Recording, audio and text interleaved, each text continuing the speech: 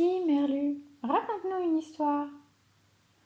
Ok, je vais vous raconter l'histoire de Cadette par Mademoiselle Zénaïde Fleuriot. Première enveloppe.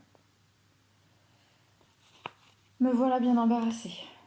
J'ai fait une promesse solennelle, et je ne sais de quelle façon m'y prendre pour la tenir.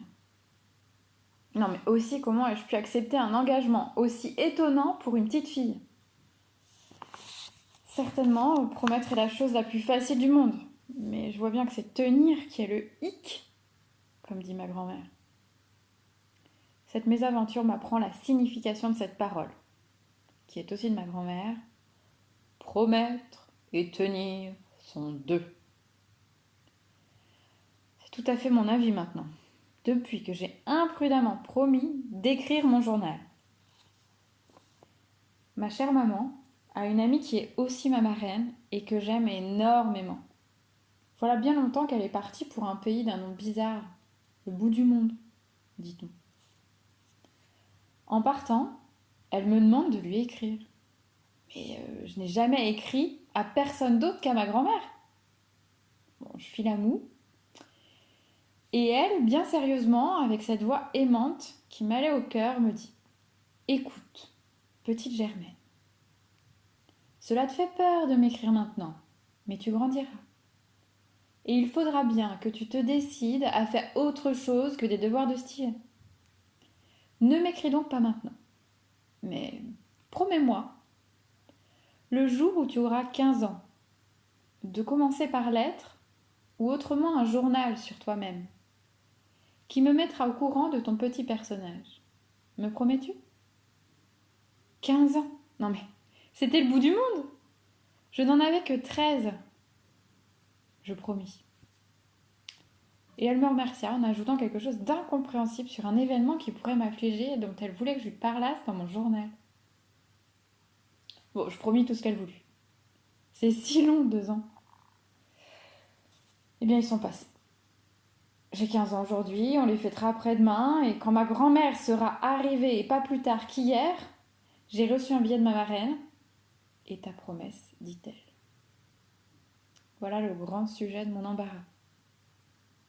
Non mais déjà, comment écrit-on un journal ? Si seulement je savais par où commencer.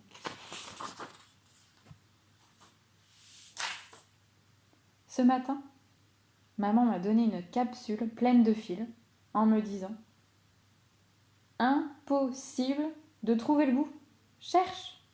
Alors j'ai cherché. Par-ci, par-là. Impossible. Et pour mon journal, c'est pareil. Je me frappe le front. Je me tire les cheveux. Je dessine des bobines, sur bobines, sur bobines. Et si seulement j'avais le bout. Mes pensées, comme le fil que j'ai fini par découvrir, suivraient peut-être toutes seules. J'ai des amies qui riraient bien de mon embarras. Elles écrivent leur journal, non mais tous les jours. C'est bien amusant d'ailleurs. Bon, pas leur journal, mais la manière de le faire et de le montrer. Au départ, elles le cachent, elles le mettent sous clé, elles en montrent un coin, juste un coin. Elles en font lire une phrase, puis une ligne, puis une page. C'est extrêmement drôle. J'ai lu plusieurs de ces papiers mystérieux dont leurs frères se moquent. Il m'a semblé qu'elle racontait l'histoire d'une autre. Non mais vraiment. Marie, elle faisait des tirades sur l'aurore et sur la lune, alors que c'est une grosse réjouie de la vie qui aime, mais alors beaucoup mieux, se lézarder la pilule au soleil et manger des sols au madère en terrasse. Quant à Adèle, Adèle, elle racontait qu'elle voulait être sœur de charité, aller dans les ambulances. Un jour, je me coupe le doigt, elle se sauve pour ne pas voir du sang. Non mais allô quoi. Quant à Louise, elle se pose en sœur aînée, en maman. Elle coud, elle tricote, elle débarbouille sur un journal. Et elle est furieuse quand il lui faut s'occuper de ses petites sœurs. Non mais, c'est pas du tout le journal que je vais écrire pour ma marraine. Moi, Je veux lui parler vrai. Bon, cela dit, si j'essayais de commencer. Alors, 1, 2, 3. Non mais quelle heure il est? 2 heures. Oh, mon temps d'écrire est passé à une de ces vitesses. Et j'ai écrit très long, hein, il me semble. Enfin, attends, 3 pages et 5 lignes. C'est énorme. Eh, mais ça me servirait peut-être de commencement. Ouais, c'est une idée. Une idée. Je crois que je tiens le bout de la pelote de fil.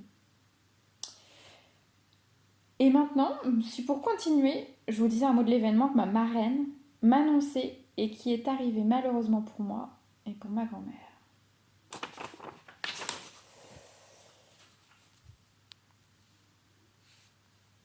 Alors, non, non, c'est trop pénible à dire et ce sera pour demain. Il ne faut pas écrire trop long pour commencer. Donc, je vais mettre ceci sous enveloppe et écrire dessus. Première enveloppe. Le reste se déroulera comme il pourra. Je n'écrirai pas des choses sublimes, ni poétiques, ni fantastiques, mais j'écrirai ce que je pense, ce qui m'arrive tout simplement. Oh, ma reine, mais quelle promesse vous m'avez fait de faire là! La tiendrai-je? Je l'espère. Bon. Seconde enveloppe. Aujourd'hui, puisque j'en suis au second article, je n'ai pas de commencement à chercher, c'est déjà quelque chose.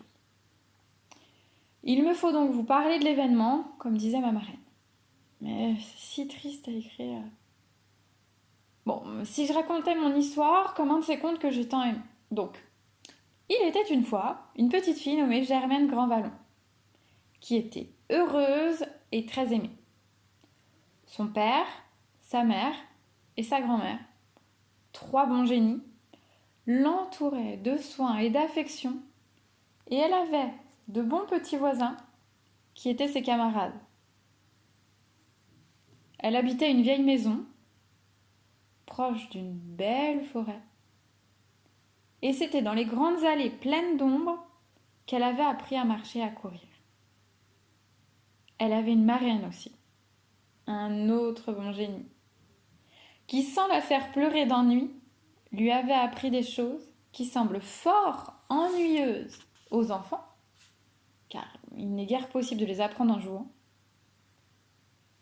Je ne sais comment sa bonne marraine s'y était prise, mais Germaine savait lire, écrire, compter et faire des gammes sans qu'elle eût souvenir de s'être ennuyée un instant.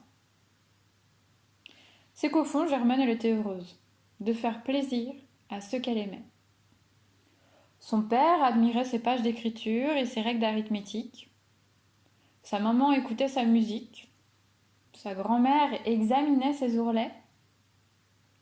C'est pourquoi elle s'appliquait et s'instruisait gaiement. C'était une bienheureuse petite fille. Un peu trop bruyante peut-être, un peu entêtée quand elle s'y mettait, bon, un peu fière et très portée à la nonchalance, mais on la prépara à sa première communion et elle s'appliqua à une autre étude, à celle de réformer son caractère et de régler l'emploi de son temps. Elle voyait beaucoup d'enfants se fâcher et s'ennuyer pour ci, pour ça, des petites filles capricieuses qui remplissent le monde, et elle s'ennuya que par le cœur. Quand son cœur fut atteint, elle connut toutes sortes de choses nouvelles. Elle se sentit penser. L'année de sa première communion, son père tomba malade et mourut. La mort, c'est terrible. Germaine, elle pensa qu'elle ne se consolerait jamais. Mais elle eut le courage de ne pas trop pleurer devant sa grand-mère qui avait un chagrin qui n'était pas un chagrin d'enfant. Son grand malheur fut suivi de tristesse sans fin.